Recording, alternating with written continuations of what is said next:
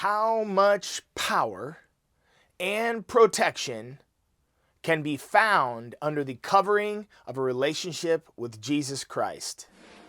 Let's talk about this. Good morning. Welcome to the Shielded Prepper. This channel is committed to information that'll expand a prepared. Welcome back to the shed. I know you're probably wondering, how do I get this glowing look? Well, actually, Costco. I'll show you. See these little rechargeable LED lights? I put a little battery. I use these on my tractor in the wintertime when it gets dark close by. These are a great prep to have. They're battery, they're magnetic, they can stick to stuff.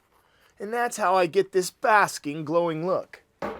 So if you don't have chargeable, like positional lights in your car when you're working in your vehicle, if you're outside, man, get these. Own several of them and find the ones that are rechargeable. So that's a good prep for today. That light shining on darkness is extremely helpful, and we're going to talk about that today. This is going to be a scripture-heavy conversation. We're reading out of the book of Deuteronomy, chapter 28. It's a special chapter. I'm only going to read the first part. It will be up to you to open your eyes and to spend the time and to read these things and to listen to what the instructions are. We're going to read the first 14 verses. I desire you to take the initiative to read the remaining. Let's get into this. Chapter 28, verse 1. And it shall be, if you diligently obey the voice of God, your Elohim, to guard to do all his commandments, which I command you today, that God, your Elohim, has set you high above all nations of the earth. And all these blessings, get ready for them, shall come upon you and overtake you. They're going to overtake you if you obey the voice of God, your Elohim. The commandments, it starts off right away. If you diligently obey the voice of God and to guard, to do all his commandments, all of them. How many are there? Yes, there are 10. Congratulations. Put 10 in the comments if you said 10. To do all of his commands, and these blessings will overtake you. You won't have a choice yet to receive them. They're going to just come on you, and they'll fall on you, and you're going to recognize these. Blessed are you in the city, and blessed are you in the field. So whether you're doing business or living in the city, if you follow these commandments, they're saying there's a covering there because they mention city because the city is the most extreme. It's the most dangerous versus in the field. Yet you'll be blessed in the field as you're coming and going because there's dangers in both parts. Blessed is the fruit of your body and the fruit of your ground and the fruit of your livestock, the increase of your cattle and the offspring of your flocks. So they're referring to this agricultural centric community, that these things that were most important to them, that they would be blessed. What's most important to us today? That our computers stay operational and virus free, that our vehicles stay running and functional, that we come into great deals on purchasing new components to run our businesses or our lives or to improve that. Blessed is your basket and your kneading bowl. So your basket would be your pantry, your active eating pantry. Your kneading bowl would be what you're preparing your food in, that it would be clean and safe to eat. Blessed are you when you come in, and blessed are when you go out. So as you're coming home in the evening or going out in the morning, you're blessed. As soon as you leave that threshold, you're blessed. God cause your enemies who rise against you to be smitten before your face. They come out against you one way, and they flee before you 7 ways. We are going to see attack if we're in covenant and we're following the commands. We will see attacks that will come at us one way. We stay in the truths and to be obedient and diligent to the instructions that we're receiving to care for and to guard all the commands, that they will flee from us 7 ways.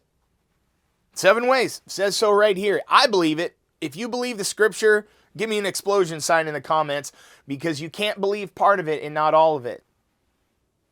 No matter how many wild translations or different ways it goes, you can't take some and leave the others. God commands blessing on you in your storehouses. Our storehouses, so our long-term storage, the things that we're preparing for next year. So we've heard our basket, our pantry, our kneading bowl, our preparatory, and now our storehouses, our long-term provisions, fuel, food, you name it. This is our storehouses. And in all to which you set your hand, and shall bless you in the land which God, your Elohim, is giving you. Which means that if we follow these before we're into our promised land, or where our future is, where he's taking us, these are the things that he's asking us to follow before the blessing. So if we can be faithful when we're journeying through our final place, this is what we're going to be blessed with. God does establish you and set you apart as a set-apart people to himself, as he has sworn to you, if you guard the commands of God, your Elohim, and to walk in his ways. And all peoples of the earth shall see the name of God is called upon you, and they shall be afraid of you. And God shall make you to have plenty of what is good, in the fruit of your body, in the fruit of your livestock, in the fruit of your ground, in the land of which God swore to your fathers to give you. God opens to you good treasure, the heavens, to give the rain to your land in its season, and to bless all the works of your hand. And you shall lend to many nations and not borrow. The lending to many nations and not borrowing is an example of us giving from our wisdom, which we've paid for, we've acquired, we've nurtured, we've been gentle to, we know where to go to get it. This is lending, is giving information similar to this. See this window right here? This is lending. I don't know who this is landing on. This is not paying me. This is something that takes a lot of time, yet I can't hold it back some mornings. I cannot hold it back. So this is me being faithful in these commands in lending. And God shall make you the head and not the tail, and you shall be only on top and not beneath, if you obey the commands of Elohim, which I command you today to guard to do. And do not turn aside from any of the words which I am commanding you today. Do not go right or left to go after any other mighty ones to serve them. Don't go after any other gods. And it stops. Boom! Verse 14. Verse 15 through the rest of the chapter, you can choose. I'll read verse 15 so you understand what you're choosing to read. And hopefully you choose to read it.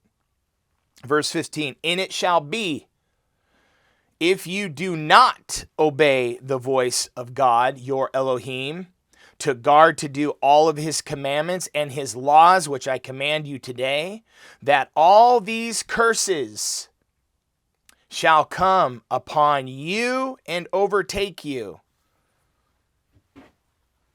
And it also affects the generations, your children. If you choose to be, and you know the information, and you choose to live an unmoral life and not to follow the commands, it curses your children 3 and 4 generations ahead.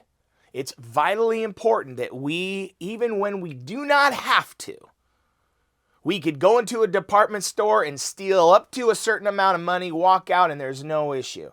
It may be shunned by society, yet there's no issue legally.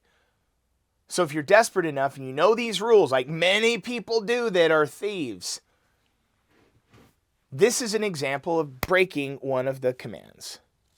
Thou shalt not steal. We can talk about lying. We can talk about having false idols or being disobedient to parents. You understand. Or, number 4, not remembering what the Sabbath is and not keeping it hallowed or holy. Think about that. We all have to be understanding that there are 10 commandments that are designed to guide us. Scripture talks about it. The law are instructions. You've heard this great saying, and I'm going to end with this, that the Bible stands for basic instructions before leaving earth. And I leave you with that today. Chapter 28 of Deuteronomy. I desire you to read chapter 28. The first 14 verses are blessings. And then the remaining are the curses. Leave you with that today. See you next one.